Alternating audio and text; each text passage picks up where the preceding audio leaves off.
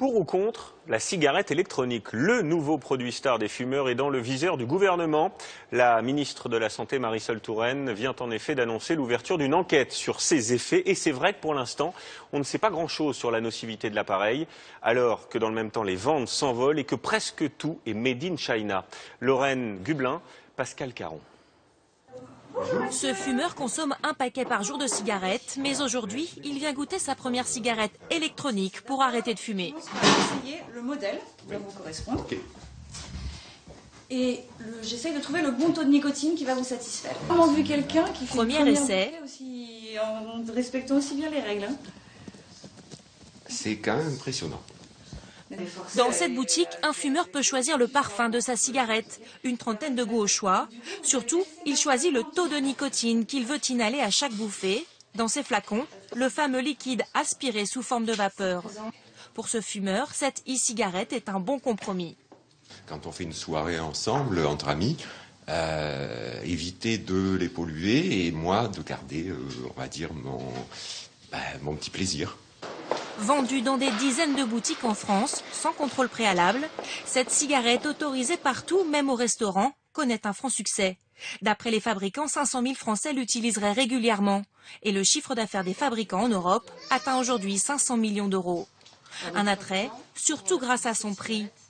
Quand un paquet de cigarettes coûte au moins 6,10 €, un flacon, c'est-à-dire une recharge, coûte 5,90 € et permet de fumer l'équivalent de 7 à 10 paquets. Pour certains, cette e-cigarette peut même aider au sevrage du tabac. C'est l'avis de cet addictologue. Ça permet à un certain nombre d'arrêter ou de commencer à arrêter ou de contrôler, notamment quand il y a des complications, on ne doit pas le dire comme ça, mais des sujets qui ont des complications pulmonaires ou cardiovasculaires et qui ne peuvent pas arrêter, diminuent avec ça leur consommation. Problème aujourd'hui, il reste beaucoup de questions en suspens quant à la nocivité de ces cigarettes. Bonsoir Gianne Benzina. Alors vous l'avez, cette fameuse cigarette électronique, ça fait très chic, mais on ne sait pas du tout ce qu'il y a dedans. Alors effectivement, ça fait très chic. Regardez, on dirait un petit peu une fusée à étage. Ça se dévisse, il y a plusieurs compartiments.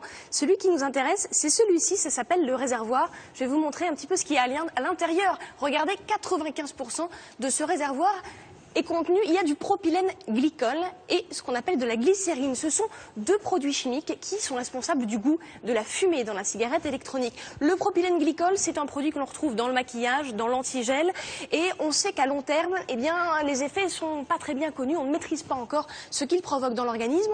La glycérine est contenue parfois dans des médicaments. On sait que à court terme, vous voyez, elle provoque des irritations. Oui. Et à long terme, on ne sait pas non plus vraiment ses effets. Ce qu'on sait en revanche, c'est qu'à 150 degrés, la glycérine est vraiment cancérigène.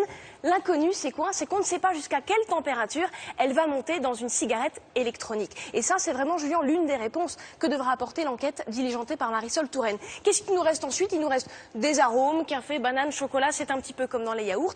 Et puis, la fameuse nicotine qui génère bien de l'addiction. Mais comme il n'y a pas de combustion, il n'y a pas de goudron, et donc pas le fameux cancer du poumon. On voit néanmoins qu'il reste beaucoup de zones de flou que l'enquête devra justement dissiper. Merci Gianne. Essayez le modèle qui va vous correspondre. Okay. Et j'essaye de trouver le bon taux de nicotine qui va vous satisfaire. J'ai vraiment vu quelqu'un qui fait premier essai aussi, en respectant aussi bien les règles. C'est quand même impressionnant. Dans cette boutique, un fumeur peut choisir le parfum de sa cigarette, une trentaine de goûts au choix.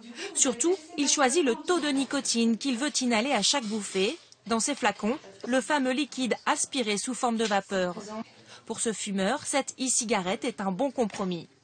Quand on fait une soirée ensemble, entre amis, éviter de les polluer et moi de garder, on va dire, mon petit plaisir.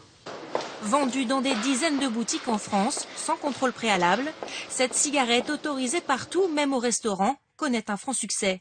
D'après les fabricants, 500 000 Français l'utiliseraient régulièrement. Et le chiffre d'affaires des fabricants en Europe atteint aujourd'hui 500 millions d'euros. Un attrait, surtout grâce à son prix. Quand un paquet de cigarettes coûte au moins 6,10 €, un flacon, c'est-à-dire une recharge, coûte 5,90 € et permet de fumer l'équivalent de 7 à 10 paquets. Pour certains, cette e-cigarette peut même aider au sevrage du tabac. C'est l'avis de cet addictologue. Ça permet à un certain nombre d'arrêter ou de commencer à arrêter ou de contrôler, notamment quand il y a des complications, on ne doit pas le dire comme ça, mais des sujets qui ont des complications pulmonaires ou cardiovasculaires et qui ne peuvent pas arrêter, diminuent avec ça leur consommation. Problème aujourd'hui, il reste beaucoup de questions en suspens quant à la nocivité de ces cigarettes. Bonsoir Jeanne Benzina. Alors vous l'avez, cette fameuse cigarette électronique. Ça fait très chic, mais on ne sait pas du tout ce qu'il y a dedans. Alors effectivement, ça fait très chic. Regardez, on dirait un petit peu une fusée à étage. Ça se dévisse, il y a plusieurs compartiments. Celui qui nous intéresse, c'est celui-ci, ça s'appelle le réservoir. Je vais vous montrer un petit peu ce qu'il y a à l'intérieur. Regardez, 95% de ce réservoir est contenu, il y a du propylène glycol et ce qu'on appelle de la glycérine. Ce sont deux produits chimiques qui sont responsables du goût de la fumée dans la cigarette électronique. Le propylène glycol, c'est un produit que l'on retrouve dans le maquillage, dans l'antigel, et on sait qu'à long terme, eh bien, les effets sont pas très bien connus, on ne maîtrise pas encore ce qu'il provoque dans l'organisme. La glycérine est contenue parfois dans des médicaments. On sait que à court terme, vous voyez, elle provoque des irritations. Oui. Et à long terme, on ne sait pas non plus vraiment ses effets. Ce qu'on sait en revanche, c'est qu'à 150 degrés, la glycérine est vraiment cancérigène. L'inconnu, c'est quoi? C'est qu'on ne sait pas jusqu'à quelle température elle va monter dans une cigarette électronique. Et ça, c'est vraiment, Julien, l'une des réponses que devra apporter l'enquête diligentée par Marisol Touraine. Qu'est-ce qu'il nous reste ensuite? Il nous reste des arômes, café, banane, chocolat, c'est un petit peu comme dans les yaourts. Et puis, la fameuse nicotine qui génère bien de l'addiction. Mais comme il n'y a pas de combustion, il n'y a pas de goudron, et donc pas le fameux cancer du poumon. On voit néanmoins qu'il reste beaucoup de zones de flou que l'enquête devra justement dissiper.